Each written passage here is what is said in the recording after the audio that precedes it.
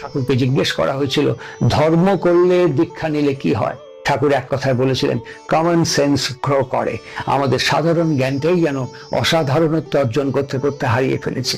আমার চোখে কুটো পড়লে যদি সামনের মানুষের সাহায্য নিয়ে বলতে হয় দেখুন তো আমার চোখে কি পড়েছে, ঠাকুর হাসতে হাসতে বলেছিলেন এই চোখ জীবন জগৎ বিশ্ব প্রকৃতি সবকিছু দেখে, কিন্তু সেই চোখে যদি কুটো পড়ে তখন একটা মানুষের সাহায্য নিয়ে সেই চোখের কুটো বার করতে হয়।